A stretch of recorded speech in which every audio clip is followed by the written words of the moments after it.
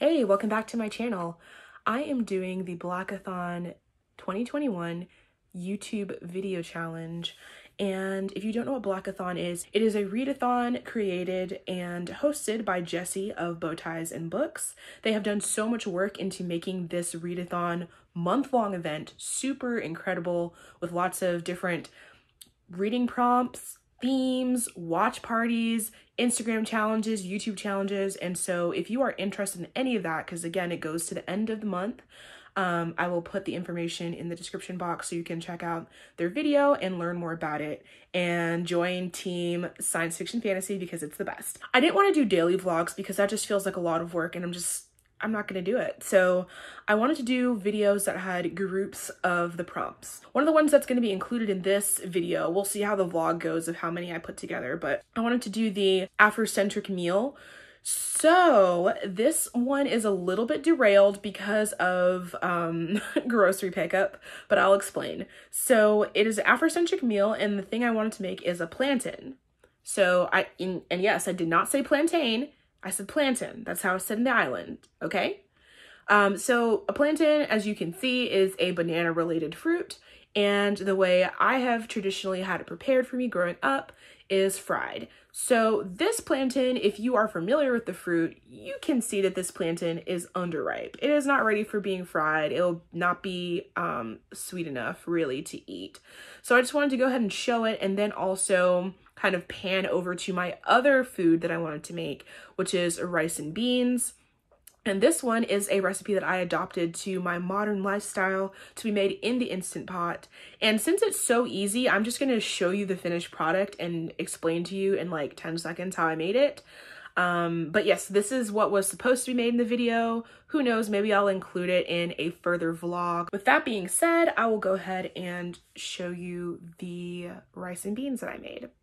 All right, so this is my rice and beans, and there are a couple things that are a little bit different from the traditional rice and beans. And when I say traditional, that can mean a lot of different things, as there are many different Caribbean islands, and rice and beans has a lot of different iterations over families, generations, and islands. And so there's not really one right way to make it.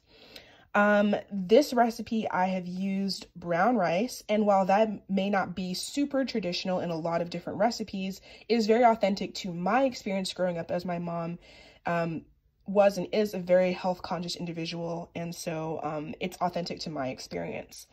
So I use brown rice. I use 2.5 cups of rice. I use 3 and a splash cups of water, and part of that water ratio is the drained water from the pinto beans can. And then I put it in the Instant Pot with garlic and a pinch of salt for 21 minutes.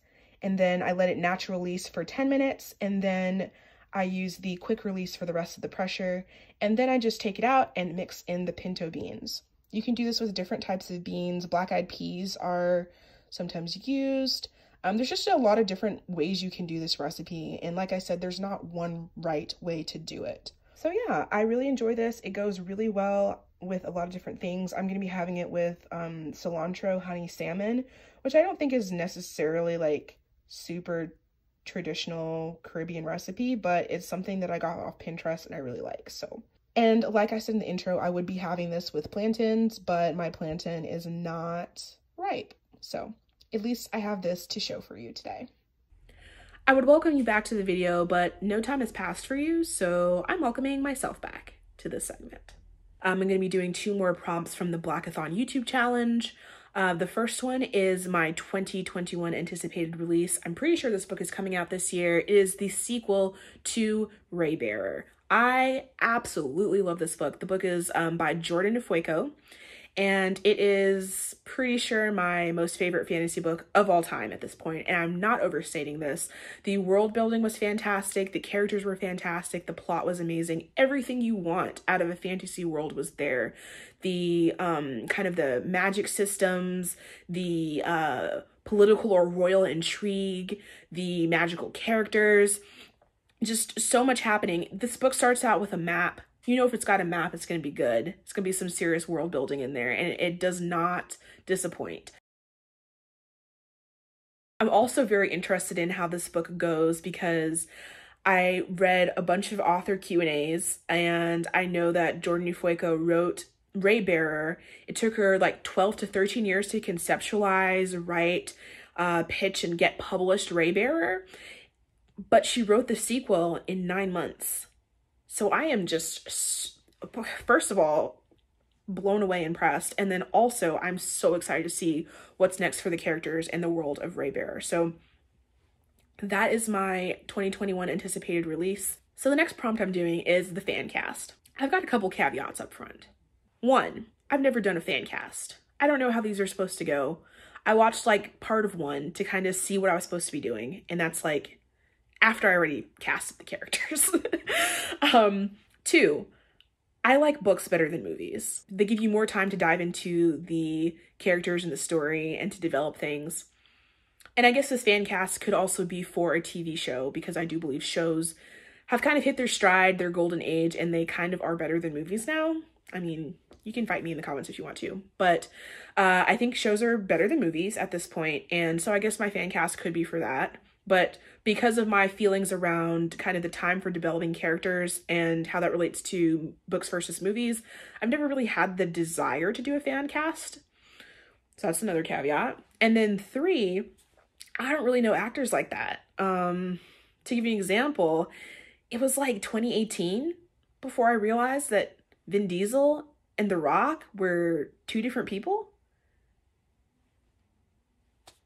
So that's just letting you know where I'm at, okay? So please don't come for me. I did my best. I mostly based these castings on the vibe I got from their photos, their age, and their height, okay? I don't know these people for the most part. I don't know what they've acted in for the most part. I don't know what their social media presence is like, so I also don't know if they're problematic. So please don't come for me. I don't know. I don't know them. Let's just hop right into it, because I've done enough caveats. Basically, this is one person's fan cast, and I would love to know what your opinions are of my fan cast in the comments below, or if I missed a character that you think I should have cast, let me know and I will try to come up with one, come up with an actor or actress. But yeah, let's get into it. So first up, we've got, and oh, I didn't even say the name of the book. Legendborn by Tracy Deonn, my other favorite fantasy book ever of all time. The first character I cast was Bree Matthews, and I cast Lovey Simone Apong. She's 5'9". It is canon and also important to the story that Bree is tall, and so I wanted to find an actress that was tall.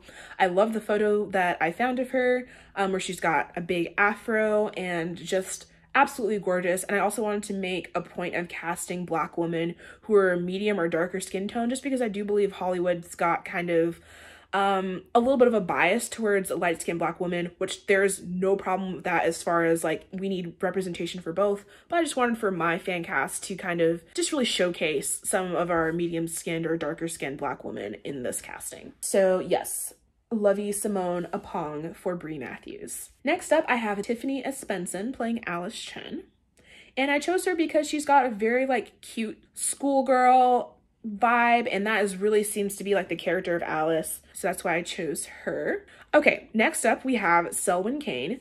So this character I did think a little bit about indirectly before I actually dove in to do my fan casting, and the way Selwyn is described with the dark hair and everything, I thought this would be a perfect character to have an Asian man cast, because again, that's another demographic that does not have enough representation in Hollywood.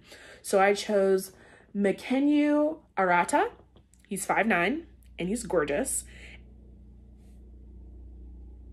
And then my backup casting is one of my favorite musical artists, Porter Robinson. I have no idea if this man can act, but he's just gorgeous. And he makes great music, okay? So maybe he can do a little soundtrack action. 2 for 1. All right, next up I have Nick Davis, 2 for this one as well. And it is Noah Centineo or Miles Heiser.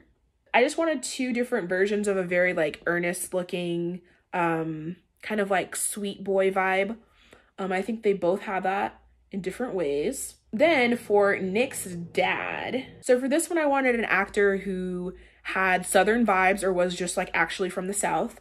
And I picked Walton Goggins, who is from Alabama. For Bree's dad, I cast Michael J. White.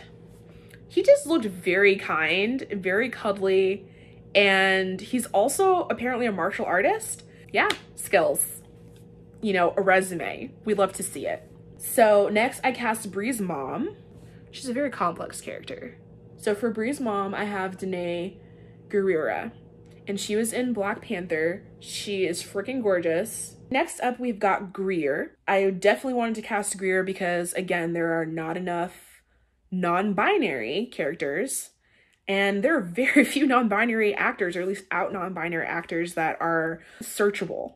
So I picked Lachlan Watson, pronouns they, them, and I picked Lachlan because they have photos with blonde hair, and I know Greer has blonde hair.